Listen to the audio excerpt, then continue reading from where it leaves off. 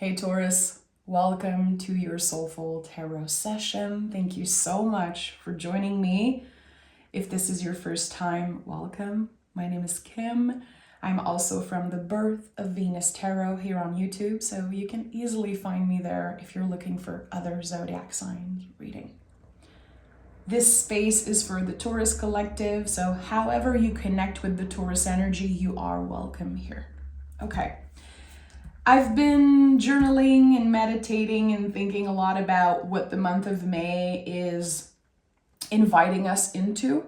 And I feel like the energy is constantly changing, but the card that kept coming through in the past few days for us was the Hierophant. And this is a card I'm very passionate about because I remember the first tarot deck I bought a very, very long time ago, and when I noticed that there was a little Taurus symbol on the Hermetic version of that card, and I was like, wow, this is the Taurus card, interesting. And I did not feel so connected to it. And I noticed throughout the years, reading for people in private sessions and teaching the tarot, people were always like, I don't get it. I don't connect to that card. And I can only imagine how triggering this image can be for certain people. Like, this is a religious white man in a position of authority. Like, you know, it's hard to relate to that card. So I'm very passionate about sharing my thoughts and my beliefs about this card. So the Hierophant holds the key. There's always keys on this card. And there was this moment where I realized I hold the key. The Hierophant is not a guru, a teacher. It's not a person that will suddenly appear in your life and give you all the answers. The Hierophant is you. This card is here to teach us, to help us get our power back. We give our power away constantly. Just again, this card is such a good example because we see it and we're like, okay, who's the Hierophant? Who is the teacher? Who is the guru? Who is that person in a position of authority? But this is you, Taurus. So this month and with this card, we are invited to investigate, to ask ourselves, where in my life am I giving my power away? In what areas, in what situation, with who and where and how am I giving my power away?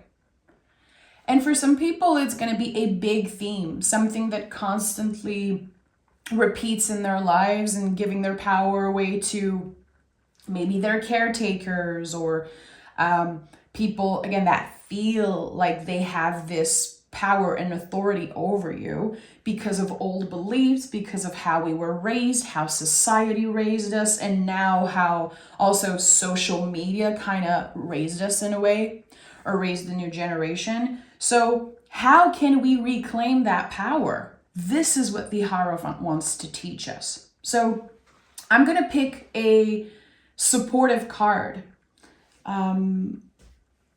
to see what card is helping us work with the Hierophant, and then we'll do the whole tarot reading. But again, I would invite you to investigate that, to journal or just ask yourself the question, to digest that question and see what wants to come through.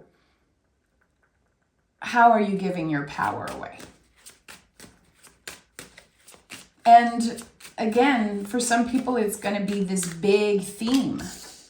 And for others, it's going to be simple little things like how when someone gives you a compliment, you just want to throw one back right away. When we give our power away, we're uncomfortable with receiving. It's like a clear representation of how uncomfortable it is to receive. Number 5 is uncomfortable. It is a contraction. It is a challenging number in the tarot and just in numerology in general. So yeah, this card comes with a lot of challenges. But it is our job to reclaim our power, to remember how our words have an influence on other people. And again, how we are the ones holding the key. The keys are an important symbol in the month of May. Keys can represent being at crossroad. Of course, if you know about Hecate, if you're interested in the story of Hecate and goddesses, the keys are like this huge symbol. But here, it's really about knowing that you are your own wise teacher, that you have the answers within you. You don't need any guru. I am here sharing messages. And if it clicks for you, amazing. But I'm not the one giving you the answers. I am just helping you investigate and talk about the energy. Here we have a blue scarf around the Hierophant's throat, representing the throat chakra, how we express ourselves, the words that we use, and the impact it can have on other people and also on ourselves. Words are spells. So how are you talking about yourself, your situation? How are you judging?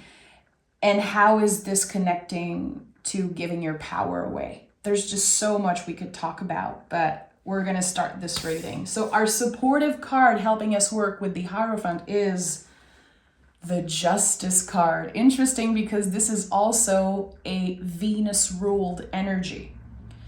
So the planet Venus is really about all pleasures. So interesting when we think about this connection to receiving. How comfortable or uncomfortable are you receiving pleasure or indulging in pleasure? Is there old beliefs connecting to indulging in certain things?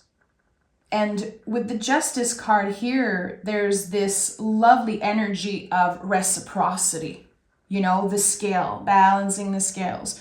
When we are trying to find somewhat of a balance in our lives, we have to make mistakes. We have to try our best. We can only adjust. We can only gauge.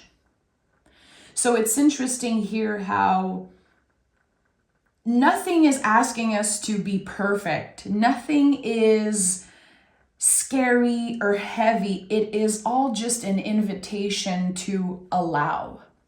And I think that allow is a big word for us in the month of May. And for some people, it's very uncomfortable. And for others, it's more natural, good. Wherever you are in your journey of receiving, allowing, you're exactly where you should be. And it will expand and it will grow as you are growing this month, because May is the first sprout of the seed, is when we actually see the seeds that we planted in the past year finally flourishing. We have to allow the energies to surprise us. We have to allow this receiving. Okay, let's dive into this session. Taurus.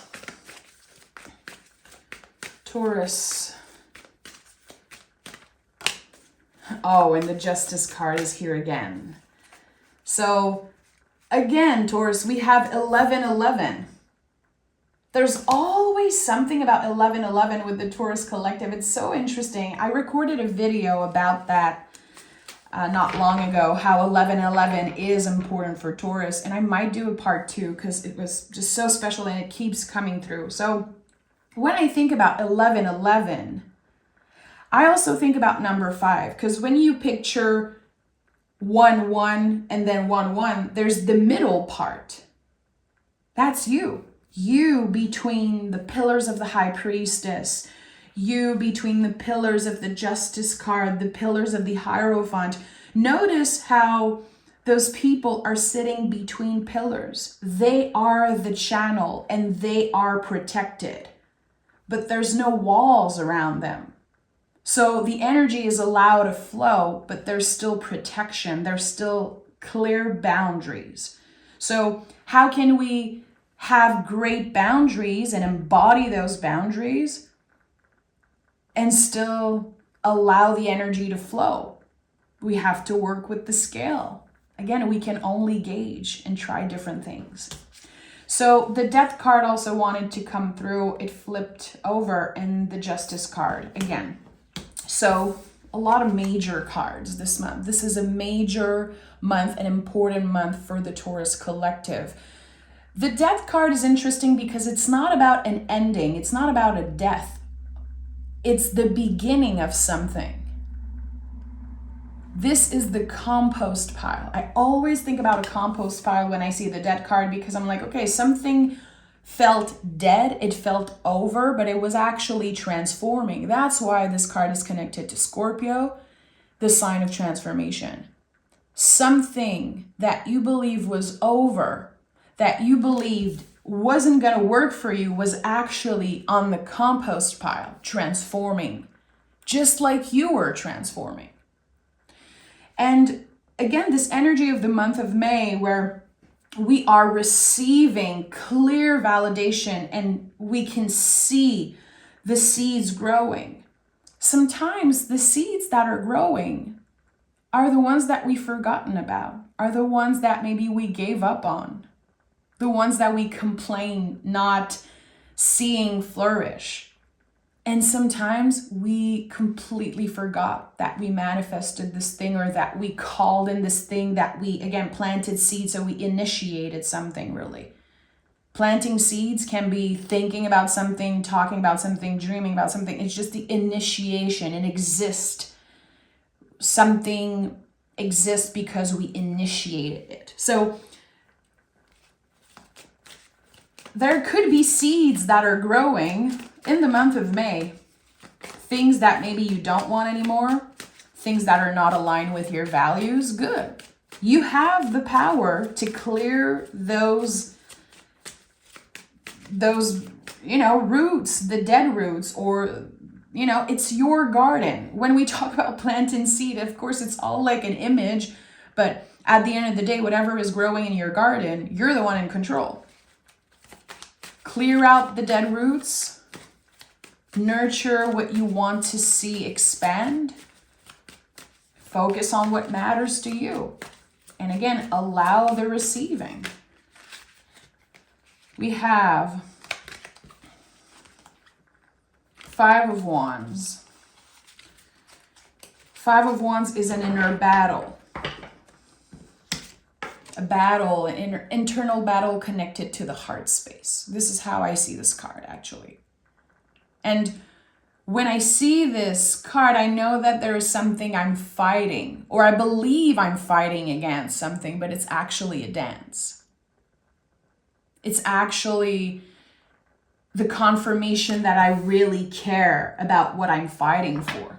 But I need to let go of the grip. I need to surrender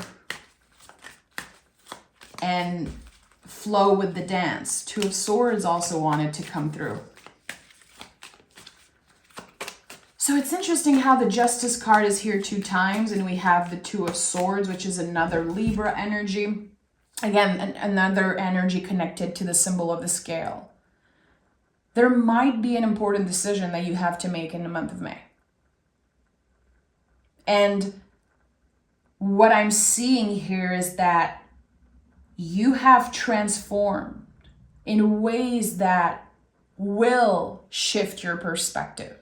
So good that you took your time. It's a good thing that you've been undecisive, that you've been a little maybe disconnected from what's happening. It feels like you had to take a step back. You had to recharge, and you had to allow the perspective to shift, the energy to move, the season to change in order to, again, have the seed grow. So 2 of Swords it's so much, but it really is connected to protection. And I've talked about that in the last reading because it was such an important card coming through. A circle of salt of protection around you. So again, when we are allowing, we have to be clear with our boundaries. What am I allowing and what am I not allowing? in my life. And I think that this is also very much connected to working with our values. Venus, Venus, Venus, it's here, it's everywhere. Venus is connected to our values, to our foundation, what we truly believe. And what are the things that we believe because we've heard it? We were raised that way, or we've seen so many images and we've heard so many things that it's like, I don't even know if this is my truth. Is this really what I believe?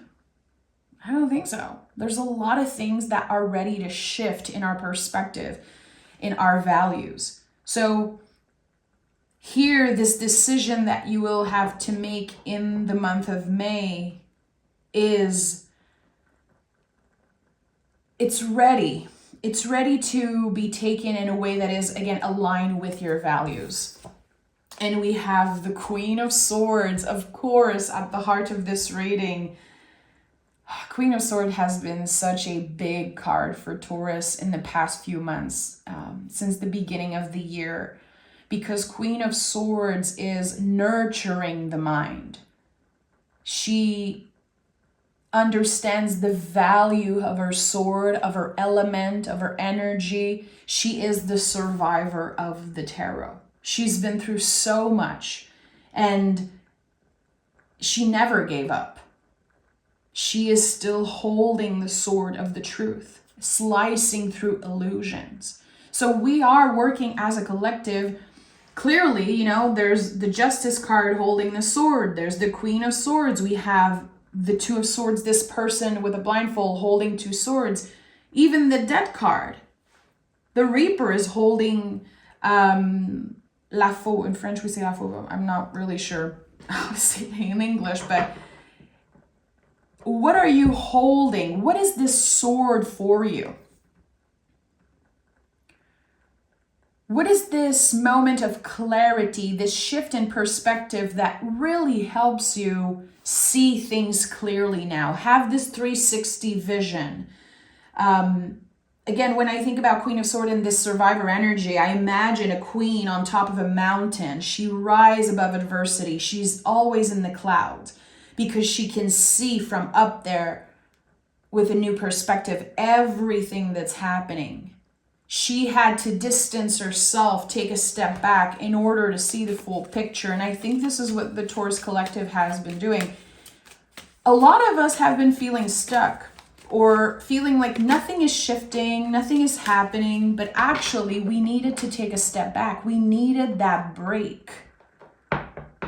And I'm not saying that life felt like a break, because I know that a lot of us have been through so much, but in terms of huge success, in terms of breakthroughs and new beginnings and sweetness and joy and expansive things, there was a pause in the energy until now. And look at that, the Ace of Swords is here because of course we're talking about it, and it's just gonna magically fly out. This is the magic of tarot. I love it.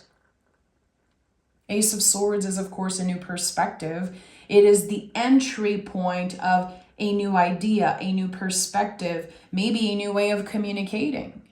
Because when we're allowing, when we are becoming better at receiving, there's just so much we can express in a different way.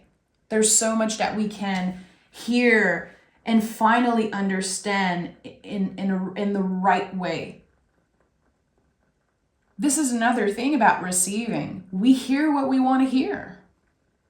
And sometimes we, let's say, have a hard time with a specific relationship, but we hear what we want to hear. We have an opinion.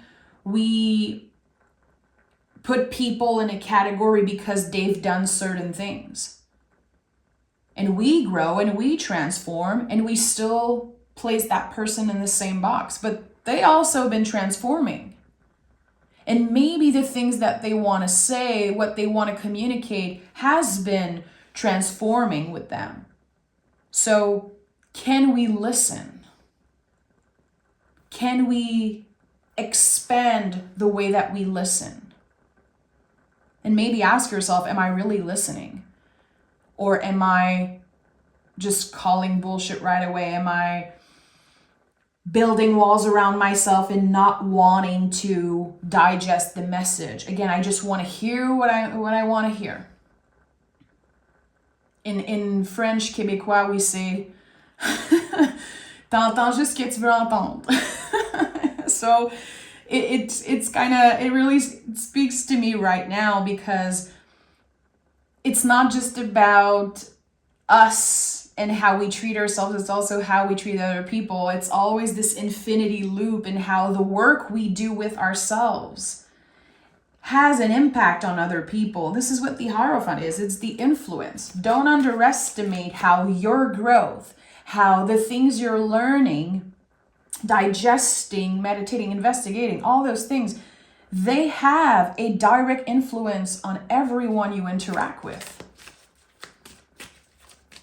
Especially the Taurus energy, because I don't know, I've always felt like Taurus was an influence. And I say that just really with an open heart. It's not my ego saying that.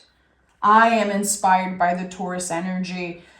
I've been told many, many times that certain words I said or certain things I've done inspired other people. Especially with my hairstylist career, because I did hair for 13 years, and still today I am in contact with some of my hair clients, and the things that they tell me sometimes, a word that I said 10 years ago, a story that I shared, and people say like, this really affected me in a positive way, it changed my life, or it just opened something. It's like you gave me the key. Again, they always had the answers, but my words and maybe my support or my receptivity, listening to them, really shined a light on the truth that they already had within themselves. Again, I'm not a guru. I'm not here to bring you the revelations. I'm here to literally put a mirror into your face and say, this is who has the power. The tarot is a mirror. And I believe that spiritual workers are mirrors for other people.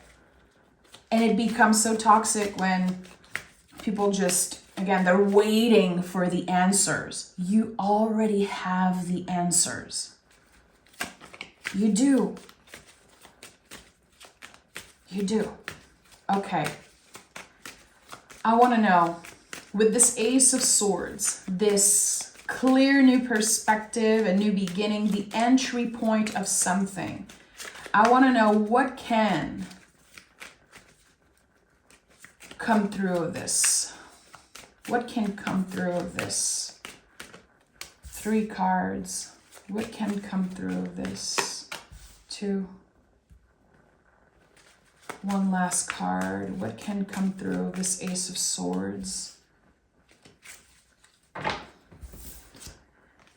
We have the Queen of Wands. Again, another card that keeps coming up for the Taurus collective. Why are queens coming up so often in readings for Taurus? Because queens are connected to nurturing. And all queens are connected to water. So all court cards in the tarot, the kings, the queens, the page, and the knights, they have their own element connected to, who they are, but they also hold an element. So all queens being water and us being earth, we need that water. Earth needs that water to grow. We need that vulnerability. We need to get uncomfortable and get vulnerable. This is part of our mission. Not only it's part of our shadow work as earth signs, it is part of our mission to dive into the depth of who we are, to not see things only for the facade or the surface, because it's very easy for the Taurus to just see what they want to see, hear what they want to hear. But when a Taurus starts investigating, again, when they are ready to dive into the depth of feelings, of energies, we can have it all. And that I truly believe. Again, our motto is I have. But this motto needs more depth. It needs investigation. You can have it all. But what for? Why do you want it all? Why do you want certain things? What are your values?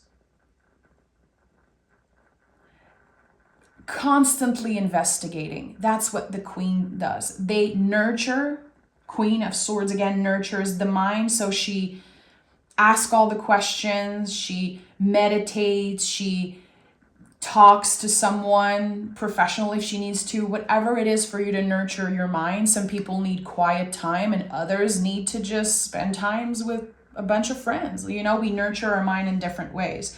Here with the Queen of Wands, the nurturing is about the fire energy, passion, creativity, our will, power. So what is this wand for you? What is this fire for you? When you close your eyes, Taurus, and you try to feel in your body where the fire energy is. And maybe you're not so connected with your body, which is okay. Maybe look in your astrology chart. Where are the fire signs? Leo, Sagittarius, Aries. How do I connect with fire in general? We all have different perspective, and that's lovely. So always investigate what this fire means for me and maybe what traditionally it means. So here with the Queen of Wands, we are focused on our own magic, our passion, again, our will, what excites us, what fuels us, and what can kind of shine a light maybe on other people's magic and also on ourselves. Because I really feel, again, with this Hierophant energy, and since the Justice card came up 2 times, it's not just about you. It's not just about you. And sometimes it's very uncomfortable to hear that, and other times it's exactly what we need to hear. Even if the month of May is your birthday, or even if you're very focused on your own growth and your evolution and your soul journey, which is beautiful, even if this is your priority, it is always connected to other people. Again, how you show up in the world, how you are an influence. Just thinking about, giving a compliment to someone and how it can really impact their day in a positive way. Our words are important in the way that we, again, not only nurture ourselves, but understand that this nurturing effects is beneficial for other people, is so important. This is how the Queen of Wands is aware of her own magic. She knows that when she walks into a room, people notice. People are excited to see her, excited to hear what she has to say. They want to connect with her. There's so much like magnetic energy to the Queen of Wands. A lot of people love this card. I understand why. It's one of my favorite court cards, and she is the Witch of the Tarot. I connect so much with the witch energy of this card. But at the end of the day, it's knowing your own power. It's never in a million years giving your power away to another person anymore, ever. We have the 3 of Wands. 3 of Wands is the leap of faith. I know a lot of people believe that the Fool is the leap of faith. If this is your interpretation of the Fool, lovely, valid, I love it. You're amazing. Do your own thing. This is my channel. This is my practice. So I've always believed that the 3 of Wands was the leap of faith. There's so much potential when we are aware of our power, when we are allowing whatever wants to find us, when we are not forcing the energy. I've talked about this recently, but I'm not a fan of manifestation. I'm so happy for people who love to do that. Maybe it's a practice for you that just makes sense and it feels good. Amazing. To me, manifestation is, it's kind of pulling the energy in. You're not necessarily allowing, you're trying to force something, depending on how you work with it. So I'm more of a allowing. I want the universe to surprise me. I rather work on my receptivity and my ability to receive than to, again, force something in my life. Here with the Three of Wands, in the traditional version, you see someone just looking at a scenery and there's so many possibilities. They don't seem to know where they're going. They are contemplating the possibilities. They are allowing the universe to surprise them. And I think in the month of May, this is what's happening. How open are you to receiving? This is so Venus energy. This is so Taurus energy. I think that we are here on this planet. Part of why we are here is to help others receive, to be that influence. And yeah, sometimes people are not going to like that part of us. They might be jealous. They might be uncomfortable. Good. It's again, we are mirrors. So when someone makes you feel uncomfortable, when someone triggers you, usually it's a mirror. There's something that you need to investigate about yourself. It's never about other people. That's the thing. It's never about other people. And I think that's a very hard lesson that you kind of figure that out getting older. And I'm not very old. I'm about to turn 35. But I feel like the older I get, the more I realize it's rarely about other people. The fears that I have, or the judgments, or even when I point fingers and I judge others, or I used to blame a lot of people in my family for trauma and things. And most of the time, it's how we experience something, how we let it affect us, how we allow it to dim our light, how we allow it to change us, and how we sometimes, shrink ourselves to avoid something or to kind of disappear because it's too heavy, it's too scary. There's just so much that we can, again, talk about and investigate. I might have to do like a podcast on this channel, just conversation, and I might get on camera in the month of May, just face to face, kind of see you face to face, and talk about certain cards and certain things. I really want to do that, but there's so much that we can explore here. Again, when we point other people, and how most of the time it's a reflection on ourselves. What do we have here? The Wheel of Fortune. Yeah, I'm not surprised. This is a very, very lucky month of May. There's a lot happening with the planet Jupiter. If you love astrology, go investigate that, do your own research and studies. But the planet Jupiter is going to be moving through big shifts, and it will support us. This is the planet of luck. It's like, I heard this earlier today, and I think it fits beautifully with picking the Wheel of Fortune, but like the month of May is going to feel like a runner's high. And if you've ever done cardio, if you've ever run, because it's not just running, but this runner's high is like, after a while on the treadmill or after a while on the elliptic, you're like, okay, it's starting to become easier and easier. But in the beginning, it's so hard. It takes all your energy. It takes all your willpower and your motivation. You kind of have to lie to yourself almost and be like, okay, I can do this. I can do this. And in the beginning, it's like, I don't know if I'm going to be able to do it actually. And then the runner's high, get there, and you feel like you could run forever. That's my favorite thing about running. I always start running in the month of May, and I run all summer. I absolutely love the runner's high. It's like the best natural drug. It really makes us feel like we can accomplish anything.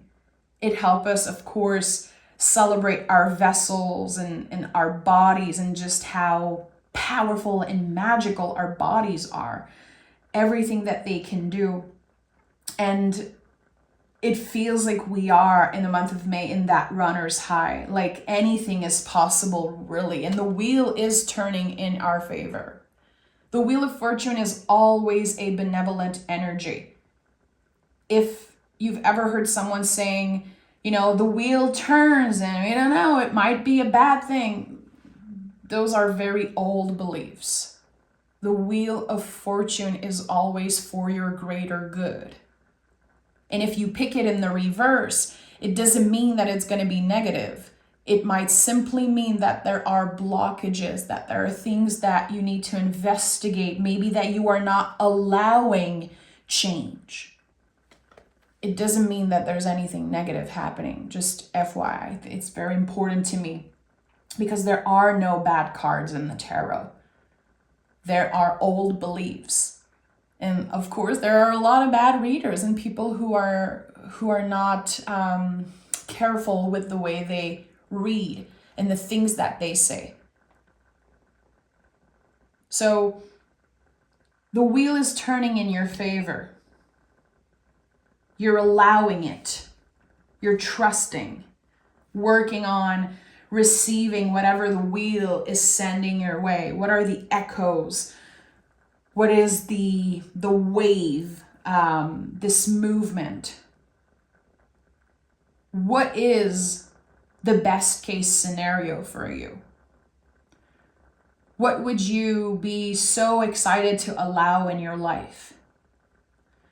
What is a big yes for you? And again, work on allowing it. You can use your words. Again, words are spell. I allow abundance to find me.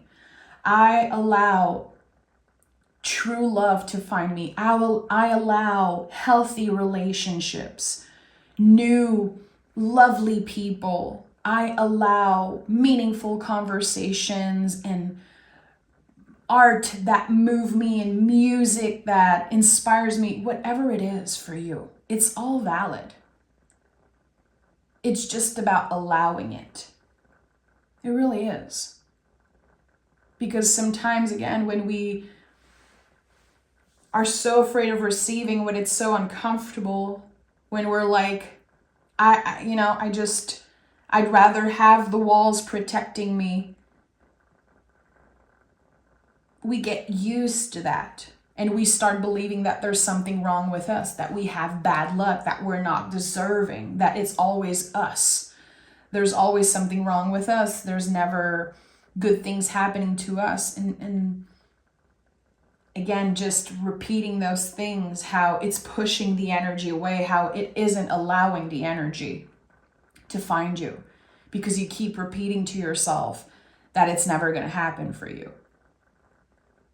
That's kind of a victim mentality energy, which is not what Taurus is about. So let's pick some oracle cards. And it's interesting how there's no pentacles in this reading. There's fire, there's air, water, and the only earth energy is the Hierophant. And on the Wheel of Fortune, of course, Taurus is part of that. It's about the fixed sign. So no earth energy. And when I see that in a reading, I want to investigate. I'm like, okay. It can mean that we are fully present and we don't need to focus so much on the energy of earth. We need to focus on our fire. Again, nurturing our mind, nurturing our passion, diving deep into the feelings, doing all of that. Because the Hierophant is such a powerful earth energy. It's like the deepest roots of a tree. Very old beliefs. So old that it's like, it feels like it's part of our DNA. It feels like it's just, I truly believe that because this is what I heard. This is what my ancestor heard. This is, So it's interesting how earthy the Hierophant is. You are the tree with the deepest root. No wind, no fire can get there. It's like you are untouchable in the month of May. I really feel that. And we have the creative genius. Interesting. It came through yesterday in, I believe, the Virgo reading on my other channel. Think outside the box, trust your creative instinct, gather, execute, and inspire. This to me is very connected to Virgo, to the Hermit. I connect the creative genius with Virgo, but that's very personal because when I channel the messages of this card, this is the Oracle deck I co-created. I remember that there was this Hermit energy in how giving myself the time to create something just for the sake of creation is actually very beneficial, that I'm not looking for an outcome necessarily. Again, I'm allowing creativity to flow through me. Okay, interesting. Give me one more. Allowing creativity to flow through you without expecting to please other people or without obsessing over, okay, am I going to have an audience? Am I going to get some followers? Am I going to get some recognition? Can you create just for the sake of creating, just for allowing, honoring whatever wants to come through you because it matters? If you create something and only one person or zero person see it or work with it or enjoy it, it's still something that you created. It's not less valuable, especially if you created it from a vulnerable place. It is so much more valuable than anything else because it is so vulnerable to share something when there's insecurity, when we're so used to comparing ourselves, when there's so much art out there to consume. A lot of artists, a lot of creative geniuses are not allowing this exchange of energy because of fear. No more, not in the month of May. And we have, oh, look at that, Hermit's Lantern. So yeah, Hermit energy might be important for you. Hermit energy is not about isolating. It's about your own wisdom. It's remembering that everything you've been through in your life, especially everything that brought a lot of healing, it's always part of you. It's always in your lantern. You're carrying it with you everywhere you go.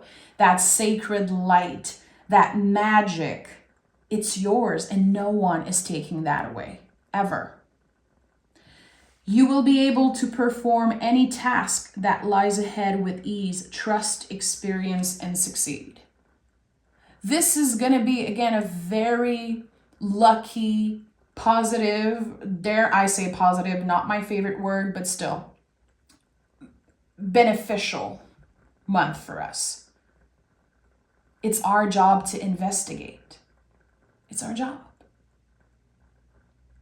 When I'm talking about seeing the beauty, noticing the beauty, being present, it's your job to investigate. Sometimes it's not evident what is beautiful around us. Sometimes a lot of life is bullshit. Sometimes it takes the extra effort to be able to, again, notice the beauty inside us and outside of us. And if for a week I cannot find anything beautiful around me, trust me, I'm going to go look at the sky. I'm going to look at the sun. I'm going to find flowers. I'm going to spend time with my pet. I'm going to really take the time to be with what is beautiful because there is beauty. Wherever you are, there is beauty. Sometimes it's in the eye of another person. Sometimes it's in the mirror that you're going to find beauty. And other times it's the sky, it's the earth, it's the element. It's not always this obvious, like my partner and that new car and that this and that. Again, it's easy for Taurus to obsess over what we have, what we possess. It's part of the energy of Taurus. But it's not all there is. Again, it's our job to investigate what's beautiful, to be present with what is beautiful inside us and also all around us. So again, this is a month of allowing a lot of investigation about the mind and how your mind, your thoughts control you. And it feels like we are maybe falling in love again with some type of creative act or creative ritual or something, just again for the sake of creation. So allow this to happen, Taurus. And I cannot wait to hear from you. I cannot wait to get on camera and just explore the cards with you. So if you're interested in my podcast idea or in more in-depth conversations about cards, please drop in the comments cards that you would want me to explore for you and with you. Cards that you're having a hard time with or questions that you have about the tarot, please send them my way in the comments. This is my favorite thing in the world, to talk about tarot. So yeah, thank you so much. If you watch until the end, you're a real one. You're part of my soul family forever. Thank you so much, and take care, Taurus. Bye.